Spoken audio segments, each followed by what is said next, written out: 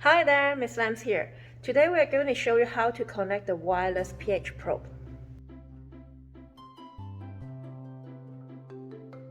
To go through is how to calibrate a wireless pH probe, and I want to show you what happens if it's not calibrated properly.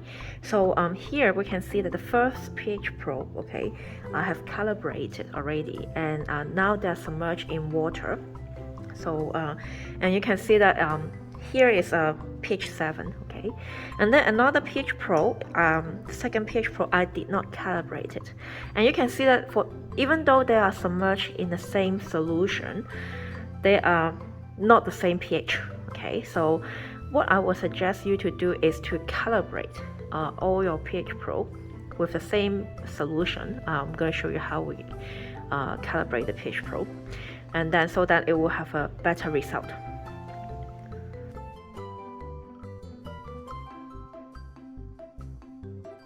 Okay, so let's try to calibrate the second pH probe. Ideally, you should calibrate all your pH probe at the same time and same solution, okay? But never mind, let's go for it. So here, second one is need to be calibrated. So I go to click on that and then go to calibrate. Okay. Now, there's a choice of 2-point calibration or 3-point calibration. Since I have prepared 3 buffer solutions, then I will going to use 3-point calibrations. Okay, so calibrate now. Okay, so the first one, I've got pH buffer 4, okay? So I'm going to submerge this in it. So this E6 is the second one. Okay, I'm going to submerge it into pH 4 solution, buffer solution, and I press 4 and then keep. Okay, and then afterwards I put 7, pH buffer 7. Okay, and this is 7. Okay, so this one is pH 7. All right, and I'm going to keep, and then finally pH 12.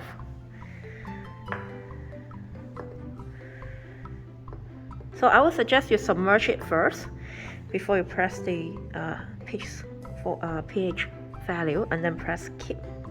Allow some time for it to detect the ions, the H+ ions inside the solution first. Okay, so apply. Okay.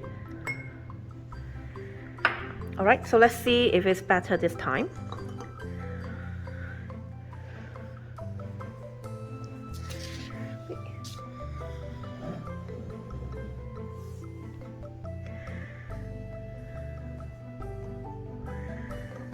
Okay, you can see that the E6, okay, the second pH buffer is up. Sorry, the second pH sensor is dropping. Okay, hopefully it will drop until pH 7. So it will take some time. Okay.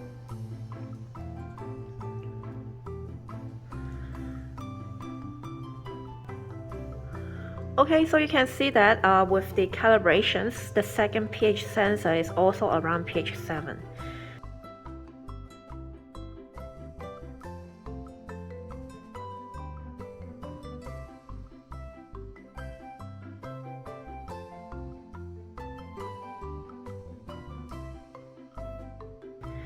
Hi, so first of all, we discuss about the setup. Okay, so here we have a LabQuest 3. In order to connect the sensor wirelessly, we need to use LabQuest 3. So that's how we connect the sensors using wireless. And then here we have some flat pH probe that can be connected wirelessly. Just one thing to look out for is that these connections here cannot be detached. So do not try to force a way to open it, okay? In the previous video when we talked about the flat pH probe, the flat pH probe can be used for solutions, and this includes milk solutions. Unlike the bulk pH probe, okay, the bulk pH probe can only work on color solution, so it doesn't work on milk. So let's get started. So once you got the LabQuest 3, you can turn it on. Okay, And then one thing to look out for is that make sure you charge it after you use it, okay? So then the next person can use it wirelessly. So as you can see here, the percentage is only 12% here. So that's why Miss Lam need to connect the LabQuest 3 with the power socket, okay? So ideally, okay, so if it's fully charged, then you don't need to bring near the socket, okay? Anyway, so let's get started. So in the wireless sensor, you will notice that there's some labelings. So this labeling helps the computer, okay, the LabQuest 3 to identify which sensor you are connecting it to, okay? In case the sticker is missing, what you can do is you can go to the end of the probe. And for example, this one is, the ending is 13E6, okay, 13E6. And then you can actually find it here as well. So bring it closer, can you see that? Okay, so actually the ID in here is like 13E6 for the last 3 digits, okay? So that's how you can identify which pitch sensor that is connected to. Okay, so let's see. Okay, so what you do is, first of all, you go to a sensor, okay? And then go to wireless device setup. And then you can say go direct, okay? So they will scan for the area for the closest probe. So meanwhile, on this side, again, it's very important that you charge it before the lab. Okay, so you can turn it on first. Okay, so once it's turned on, you will notice that there's a red light beeping. Okay, so and then immediately you can see that the machine can scan this. So we need to log in this one at a time. Okay, so this E6, and then we can do it all as, for example, I want to show you what happens if there's more than one probe. Okay, so there's another one. So this was E0, and then there's one more, 07. Okay, 07. So you can see that now the LabQuest 3 has detected all 3 wireless pH probe. Okay, so a good advice is that I would suggest you to do is, because since we can only register one sensor at a time, okay, so I would suggest you to do the ones with the small digits, from small digits to largest digits. So I will do the second one first, because E0, okay, and then I'm gonna press OK.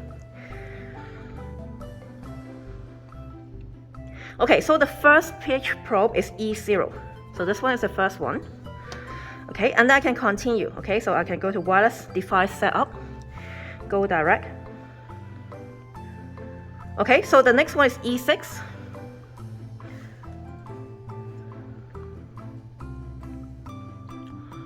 Okay, so the second pH probe is E6. Okay, so E6, E6, E6. Okay, so that's the second one. And then finally, sensor, go direct. And then finally, 07. Okay.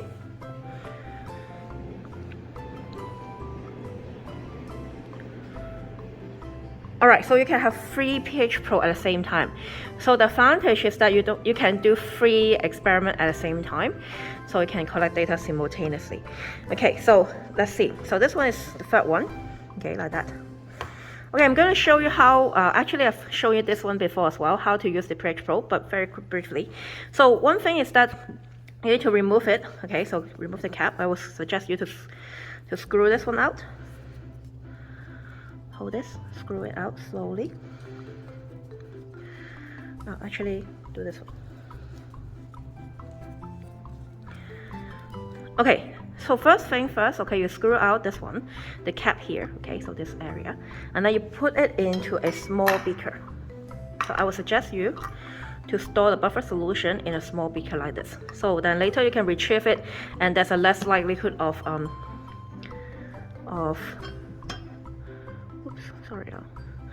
there's less likelihood of tipping over the pH solution, okay, pH buffer solution. All right, so and then you can remove the cap, because sometimes it's very hard to dip into the boiling tube. So put it at the side, okay, and then I would suggest you to rinse it with water first. Okay, maybe I'll put it a little bit.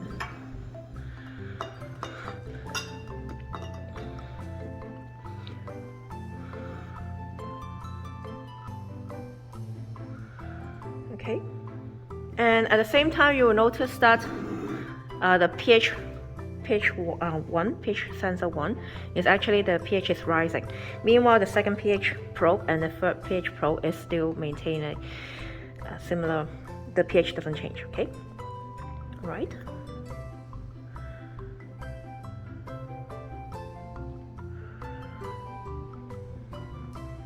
So wait until it's stabilized. One thing is that when you submerge the pH probe into the solution, you need to make sure that the sensor is submerged under the solution. So actually later on I can show you is that the end of the pH probe here, here you can see that there's a silver coating or a small blob here, so you can just make sure that this is submerged in the solution, so then it can detect the pH. Okay, there you go. So that is the pH 6.55. okay, so meanwhile I can do the 6 and 7. okay, so again you can unscrew this slowly, carefully, because we want to keep this pH probe in the pH buffer solution when storage. Because what happens is that actually what really happens is that inside the pH probe there's a membrane here, and this membrane must be kept moist. So that's why we have the pH buffer solution inside the pH probe. Okay, again, I dip the E6 into the acid solution. Meanwhile, I will dip the E7, okay, E7 onto the NaOH solution. Okay, so let's see the result.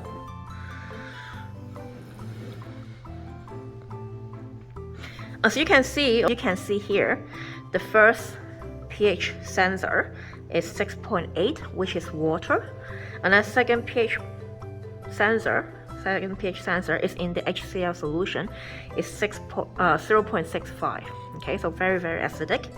And then meanwhile for this third pH sensor, okay, it's in the NaOH solution, which is the alkaline solution, and it's quite alkaline, which is 12.60. okay, so I hope you will find this video useful as to how we connect the wireless pH probe. Okay, so that's it for today. Thanks and bye for now.